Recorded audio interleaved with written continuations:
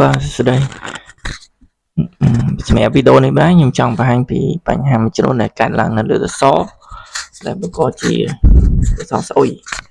គេហៅថាបុកឃ្មុំអានេះខំអញ្ចឹងសសរវាចាក់ទៅស្អុយវាមានរឿងវាមួយចំនួនណារឿងខ្លះវាកើតឡើងដដែលដែលយើងអត់បានចាប់អារម្មណ៍យើងនៅតែបង្កកំហុសដដែលដែរអញ្ចឹងអ្វីខ្ញុំចង់ណែនាំក្នុងវីដេអូនេះគឺការចាក់សសរវាគួរតែធ្វើការផ្លាស់ប្ដូរមួយចំនួនសម្រាប់ជាងក៏ដូចជាវិស្វករដែលគាត់ធ្វើការស្វែងយល់ថ្មីថ្មោងណាអញ្ចឹងបញ្ហាដែលធ្វើឲ្យសសរស្អុយវាមានច្រើនអញ្ចឹងខ្ញុំលើកយកទៅចំណុចសំខាន់មួយចំនួនអញ្ចឹងចំណុចទី1គឺលបាយរបស់បេតុងបាយរបស់បេតុងហ្នឹងគឺយ៉ាងម៉េចពេលខ្លះវារាវពេកពេលខ្លះវាគប់ពេក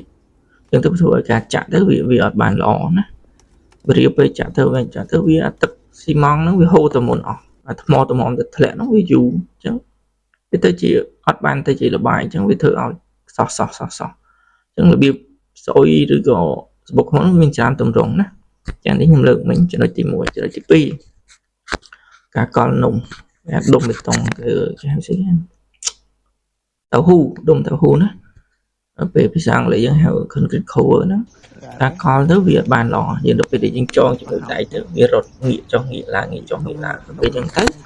វាធ្វើឲ្យអាដៃមេដែលយើងចងបញ្ឈរនោះអញ្ចឹងវាអាចរេទៅគៀកនឹងពុំជ្រុងណាមួយវារេទៅគៀកនឹងពុំ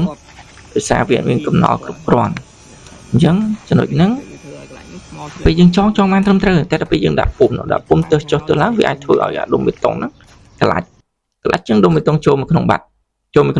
ដែកវារុញមកជាប់នឹងពុំតែម្ដងអញ្ចឹងដល់ពេលយើងចាក់ទៅពេលខ្លះចាក់រោចង់ងាប់ហើយក៏នៅតែស្អុយដែរអញ្ចឹងអាហ្នឹងកតាហ្នឹងដោយសារអីពេលខ្លះវានៅពាក់កណ្ដាលពុំទៀតពុំយើង3ម៉ែត្រអញ្ចឹងវាក្លាច់នៅអាពាក់កណ្ដាលនោះយើងមើលមិនដឹងយ៉ាអញ្ចឹងអាហ្នឹងគួរតែកែទៅណាវិធីកែទីខ្ញុំប្រាប់ទី2ទី3អាលួសបងអាលួសដែលយើងចងដែកណាពេលខ្លះគាត់អត់បានបត់វាត្រឹមត្រូវទេបត់វាឲ្យស្របមកមួយដែកឬក៏កាត់កតុយវាដែកទៅពេលខ្លះគាត់ទុកសាញម៉ាញអាពេញហ្នឹងដល់ពេលសាញម៉ាញពេញហ្នឹងអាហ្នឹងពេលខ្លះក៏មើលងាយអាហ្នឹងវាអាចធ្វើនោះវាតាក់ថ្មពេលដែលយើងចាក់បេតុងណាទឹកវាមកហើយកបោវាមកតែថ្មនោះដល់ពេលអាហ្នឹងវាសាញម៉ាញខ្លាំងពេកថ្មវាចុះមករួចនៅកញ្ញាញ់ម្ដុំហ្នឹងឯងអាហ្នឹងគេនោះទុយទេតែវាធ្វើយើងជឿក៏បានណាចឹងអាចំណុចហ្នឹងលួដែលយើងចងហ្នឹងគួរតែកាត់វាដាច់កតុយឬក៏បត់វាឲ្យបានស្អាតត្រឹមត្រូវទៅណាគួរជៀសវាងទៅណាហើយចំណុចទី4គឺនៅពេលដែលទៅសខ្ពស់ពេលខ្លះម៉ូទ័ររ៉ូយើងខ្លីយើងអត់ធ្លាប់ប្រើអ្វែងគេមានណាគេមានអ្វែងតែអ្នកខ្លះអត់ធ្លាប់ប្រើទេគាត់ប្រើតែពួក1ម៉ែត្រ2ម៉ែត្រខ្លះហ្នឹង1ម៉ែត្រ2ម៉ែត្រខ្លះរកពីលើមករោមិនដល់ហើយគាត់អាងទៅញាត់អាជើងពុំក្រោមនោះចុះអាកដាលធ្វើមិនដល់ចឹងសម្រាប់សខ្ពស់ចាប់ពី3ម៉ែត្រឬក៏អីទៅណាខ្ញុំណែនាំឲ្យចោះកដាលមួយទៅចោះពុំ4ជ្រុងអីមួយទៅដើម្បីយើងទី1យើងស្រួលប្រហូរចាក់ណាប្រហូរចាក់បេតុងយើងបើសិនជាចាក់ដំបូងយើងចាក់ពីជាហៀងទៅអញ្ចឹងការធ្លាក់របស់បេតុងហ្នឹងវាគៀកអញ្ចឹងវាអត់ដូចយើងចាក់ពីលើទេចាក់ពីលើមកវាធ្លាក់មកវាប៉ះដៃច្រើនតង់ទំហំធ្លាក់ម្ដងក្រោមតែបើយើងចាក់ពីជាហៀងគឺវាអាចនឹងគៀកទៅវាធ្លាក់ទៅស្របគ្នាតាគ្នាបានល្អជាងចាក់ពីលើណាអញ្ចឹងខ្ញុំណែនាំឲ្យចោះពុំជាហៀងណាមួយទៅដែលយើងងាយទាំងចាក់បេតុងងាយទាំងញាត់អា vibrator ម៉ាស៊ីនញ័រហ្នឹងណា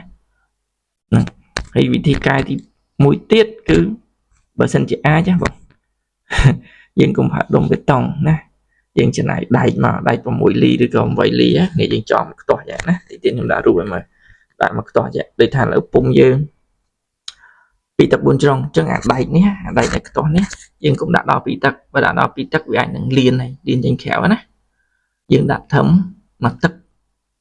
9ហ៊ុនអីទៅណាឲ្យសល់ស្រើ5លីទៅសងខាង5លីនេះអញ្ចឹងមកយើងដាក់វាខ្វាយយ៉ាងមកណាក្នុងសកពូ3ម៉ែត្រហ្នឹងយើងចងដូចនំអញ្ចឹងតែយើងអត់ចងនំទេយើងផាដៃនឹងជំនួសវិញណាអានេះមិនថ្មីទេក៏ពិតមានអ្នកខ្លះគាត់ធ្វើតាមវិធីនឹងយូរហើយតែអ្នកខ្លះគាត់អាចថាអត់ដែរដឹងទេណាអញ្ចឹងសាកល្បងទៅហើយខ្ញុំសាកល្បងហើយគឺខ្ញុំជោគជ័យ គឺទី1វាកាត់បន្ថយការស្អុយការពារដែកមកប៉ះពុំទី2ពេលវាជួយតម្រង់ដែកអាដែកមេយើងទៅលើនេះគឺត្រង់បានល្អវាអត់ងាយងាកទេនៅពេលដែលយើងចាក់ទៅលើវាអត់ងាកចេញពីអាប្រហែលទេណាអញ្ចឹងវាជួយទប់លំនឹងរបស់ដែកមេយើងនេះមេយើងនេះគឺទប់បានល្អអញ្ចឹងដែកវាងាកអត់រួចទេងាករួចចាំមើលថាវាអាចនឹងសដែកមេនឹងទៅត្រង់មកអត់ចាំអាចទៅលើពុតដែកខ្លួនគ្រូធីនក៏ដកអីកិច្ចទេនឹងអានឹងអាចសាក់លបងបានណាដូចហ្នឹងនេះចំណុចបន្ថែមទៀតក៏វាអាចទាក់ទងជាមួយនឹងពុំរបស់យើងដែរពេលដែលពុំយើងចាក់ច្រើនចាក់ទៅគាត់អត់បានសម្អាតផ្នែកក្នុងវាស្អាតណាដល់ពេលដែលយើងបិទមកវិញទៅវាអត់អឹបណែនល្អអត់អឹបណែនល្អទឹកវាអាចចេញតាមកែពុំហ្នឹងណាសារពុំយើងយកផ្គុំនេះហើយយើងអាចនឹងផ្គុំម្ដងពីផ្ទាំងផ្គុំចូលនេះឬក៏ផ្គុំម្ដងមួយណាយើងកម្រផ្គុំ4ចូលនេះលើកដាក់ពីលើហត់ទេអញ្ចឹងយើងផ្គុំយើងចាកន្លែងតំណកកាយនេះវាអាចនឹងលិចទឹកអញ្ចឹងបើដើម្បីការពារអានឹងបានល្អយើងគួរតែមានស្គុតគឺគាត់ទីបាញ់ទៅដើម្បីជួយការពារជំរាបទឹកបេតុងណាតែអាហ្នឹងវាមិនធ្វើឲ្យស្អុយអីទេគ្រាន់តែវាមិនបានចេញជ្រុងស្អាតណាអញ្ចឹងចំណុចខ្ញុំទៅមួយទៅសស្អុយហើយមតិកាយយោបល់គឺខ្ញុំមានតែប៉ុណ្្នឹងណាអញ្ចឹងបើបងប្អូនហើយថាគិតថាគុំនៅល្អបងប្អូនអាចយកទៅសាកល្បងបានណា